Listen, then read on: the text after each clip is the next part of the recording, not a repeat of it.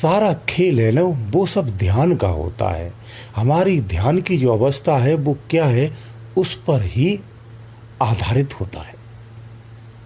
तो जब हमारी ध्यान की अवस्था विषयों से अलग, पदार्थों से अलग होकर के जब सहज यानी निज में आ जाती है, तो उसे आत्म अनुभूति होती। कैसे? ऐसे मान ली, उदाहरण को बोलूं, आप सुबह अपनी जॉब के लिए, नौकरी के लिए, व्यापार के लिए, अपने प्रस्थान के लिए गए हुए हैं। उस प्रतिष्ठान से जब आप वापस लौटते संध्या को घर के लिए, तब फिर आपको याद आती है कि मुझे सब्जी के लिए बोला गया था या फला चीज लाने के लिए था। दिन भर आपको याद नहीं आता। वो क्यों होता है? आपकी वृत्ति उस समय घर में आ जाती है, बाहर की तनाव से दूर हो जाती है, यानी आपका ध्यान निज में आ जाता है। और निज क्या है? आपका परिवार है, उसी में आपने अपनी वृत्ति लगा रखी, यही आपकी निजता है। तो जब आपका चित्त निजता में आया तो निजता की व्यवस्थाएं और सारी चीजें याद आ गई। ऐसे ही अध्यात्म के क्षेत्र में होता है। जब ध्यान हमारा अपने निज में यानी अध्यात्म में होगा, तभी आपको अनुभूति होगी। आत्म अनुभूति इतनी आसान है कि जो सहज व्यक्ति होता है, यानी सबसे उत्तम साधक की अवस्था यही होती है, सहज अवस्था। जो व्यक्ति भजन करता है, नहीं करता है, कोई बात नहीं। संसार का हर व्यक्ति भजन नहीं कर सकता, सक्षम भी नहीं होता है। अवस्थाएं और स्थितियां भिन्न भिन्न सबकी होती हैं, इसलिए संभव नहीं हो पाता। कुछ लोगों को तो चाहकर भी नहीं हो पाता है, और कुछ लोगों को न चाहते हुए उनको अवेलेबल होता है, परंतु नहीं कर पाते, वो उनकी किस्मत होती है, परंतु ऐसा होता है। तो इसलिए जो साधनाओं में को नहीं कर पाते या साधनाओं में रत नहीं है, तो भी आप अनुभूति सहज में भी कर सकते।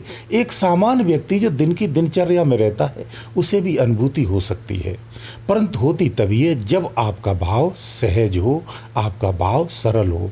वो सबसे आदरणीय और सबसे अच्छे व्यक्ति होते हैं जो सहजता से अपना जीवन व्यतीत करते हैं। जो सहज में रहता है, उन्हें विषय नहीं सताते हैं, वो विषयों में आसक्ति नहीं होती उनकी, इसीलिए वो सहज होते हैं। तो जो सहज होते हैं वो वास्तव में आत्म अनुभूति के साथ ही जीते हैं, वो हिंसक नहीं होते हैं। जो सहज में जीता है वो ईर्ष्या में भी बहुत कम लिप्त होता है।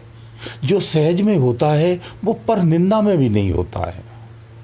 जो सहज में होता है वो दूसरों की विकास को या उनके बढ़ाव को देखते हुए अपने को लज्जित या निम्न नहीं मानता है।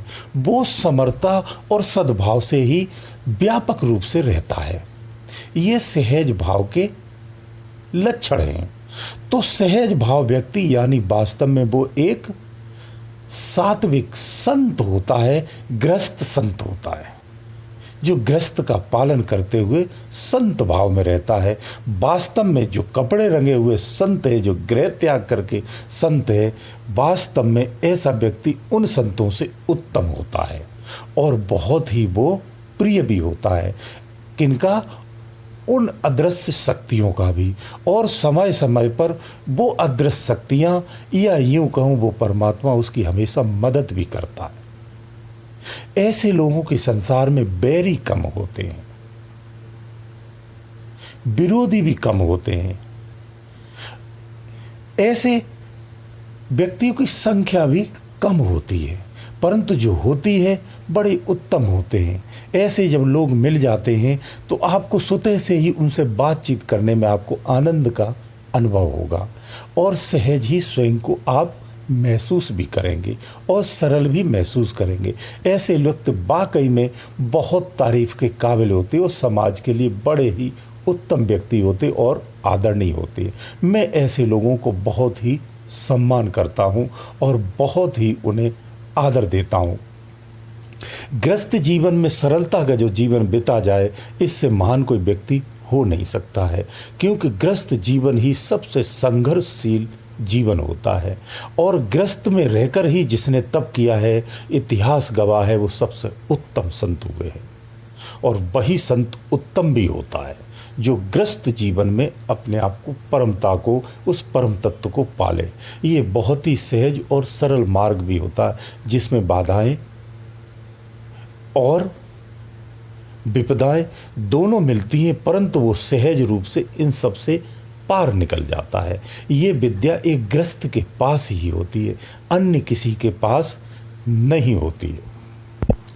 तो आप आत्म अनुभूति भजन के द्वारा, कीर्तन के द्वारा, वंदन के द्वारा, आरती के द्वारा, छंदों के द्वारा, मंत्र जाप के माध्यम से, आंतरिक ध्यान लगा करके, किसी मंदिर में जाकर के प्रार्थना करके, किसी एकांत में स्थान पर बैठ करके या किसी स्थान पर बैठ करके, किसी दिव्य मूर्ति के सम्मुख बैठ करके भी आप अपनी आत्म अनुभूति कर सकते हैं, सहज भाव में आकर के। तो आत्म अनुभूति हर क्षण हर मानव को होती है। मैं आपको ये भी बता दूं, बस हमें अनुभव नहीं होता, हमें आभास नहीं होता, क्योंकि मेरा मन, मेरी वृत्ति, मेरा चित्त, मेरा ध्यान समस्त रूप से संसार को समर्पित होता है और उसी में तत्क्षण लगा रहता है। इसलिए हमें आत्म अनुभूति नहीं होती है। जब हम ध्यान उस वस्तुओं से जैसे ही हटाते हैं, स्वतः से ही आत्म अनुभूति, उसके लिए कोई प्रयास नहीं करना होता है। आत्म अनुभूति स्वतः से होती है, हर क्षण होती है, हर पल होती है, हर प्राणी को होती है। तो आत्म अनुभूति के लिए कोई अलग से उपाय नहीं किया जाता, अलग से कोई प्रयास नहीं किया जाता है। बस मैं एक ही चीज़ बताऊंगा, अपने आप को सरलता में रखिए। जो व्यक्ति सहज में रहता है, सरल में रहता है, निश्चित रूप से वो व्यक्ति आत्म भाव में ही रहता है। गुरुदेव दयालु।